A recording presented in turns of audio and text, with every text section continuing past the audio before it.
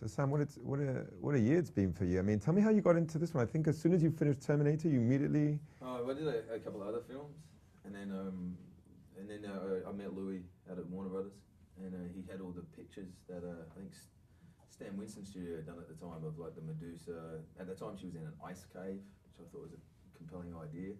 It would be impractical to shoot it, but and then the scorpions and stuff like that. So that kind of really intrigued me, and then I met him, and I thought, well, here's a guy I wouldn't mind doing a movie with.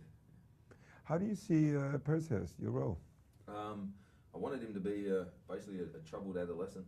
That's how I looked at him. I thought, here's a guy who, you know, he's got an adoptive family and they get wiped out. He turns into Charles Bronson. That was the original idea. That's a revenge film.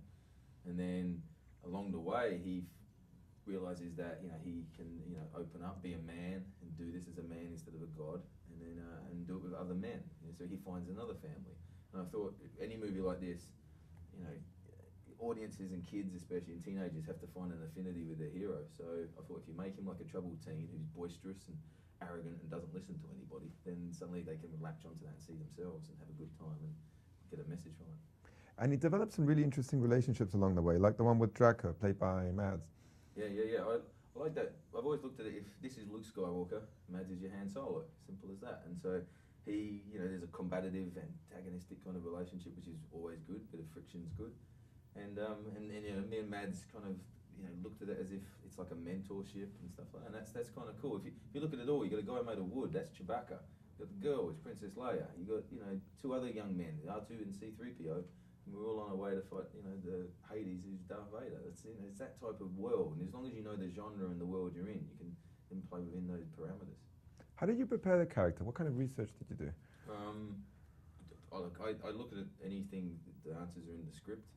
So we just sat around and then nutted out the script and filled in the holes. That's how I always look at the characters. And talked to Louis, obviously, and see what ideas he had. But the biggest primary concern was I didn't want him to just take, you know, be the god. I didn't want him to just say, I can do anything if I use my god-like powers, whatever that may be. So that was a big thing I kept hammering into Louis. I wanted him to do it as a man, because that's a better message to a kid, that you can achieve anything as a man. You don't have to be a god just to defeat something, defeat a bully.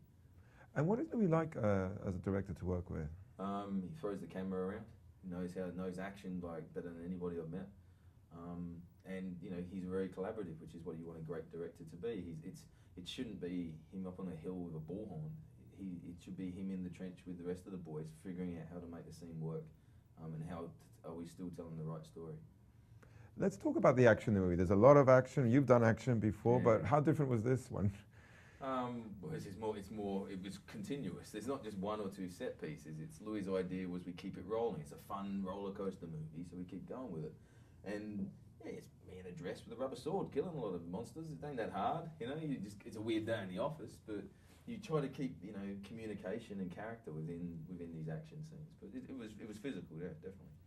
Perseus learns how to use a sword along the way. How did you learn how to use it? Hung out with a guy called Buster Reeves, who was the stunt coordinator, not only on this, but on Terminator, Salvation, and Batman and Troy. So he'd had experience, especially because of Troy, with sword fights before. And I just said to him, I want ours to be a bit more dynamic, a bit more weird, just different maneuvers, and you just got to put your trust in a guy like that to come up with great choreography. Of all those action scenes, I was wondering, which did you consider the hardest or the trickiest? They all have different problems. I'd say Medusa was one of the hardest because it was the first week of shooting. So you're doing one of the biggest moments in the movie first, where we didn't really know each other as a group. So you quickly form a solidarity to you know, amongst the boys to get through it. The set was precarious, and everyone's still learning and getting the cobwebs out because it's the first week of shooting. So you're hoping that this team can gel in order to keep making the movie. So that was hard for those reasons. That's what I found. Any other action scenes, you've got to dive in and you're not there to get hurt, but they all pose different problems. But that essentially because it was the start of the film. What was the energy like on set during the shoot in the UK? Crap, real low self-esteem, all of us. Hated each other, boring. You know, I fell asleep many times. It's a United Nations. You got a lot of competitive people from around the world. You know, all held together by the Frenchmen who can't understand a word we say anyway. So, but it's you know, I find with that group of you have to have a tight unit in order to go on a journey with these boys, and we had to earn a lot of trust. So, amongst each other, in order to be able to tell this story, effectively. Lou was telling me that he had to convince you, especially wearing what you had to wear. Yeah, I was a bit, it's a hard thing wearing a skirt, and I tried to get my way out of it. Not because, not because I wanted to. I just thought it was, how would you do action scenes and keep your dress down? To be honest, it poses a lot more problems. But as I said, Russell and Gladiator wore one, Eric wore one. Who else? Mel wore one, so it must be an Australian tradition that guys have to eventually start wearing a dress in movies. An Aussie guy. You're surrounded by some pretty talented cast. Really, I think amazingly talented. I mean, Liam, you got Ray. It's an understatement when you come to those men. I think that's the thing. You just shut up and you listen to those guys. They've been doing this a long time. They come in. It's professional. It's quick. It's easy. That's how it should be, and you learn a lot from them. What about the special effects? I mean, you worked with special effects, but how was it this time around? But the good things about the visual effects in this is that Louis wanted a practicality with them. So you did build a fiberglass scorpion. Your body has to react to something. So he'd dress up guys in a green screen suit for us to attack, and that's good. It's because we can't act with nothing. We learned that on Avatar. You can't act just with a tennis ball. It's not threatening enough.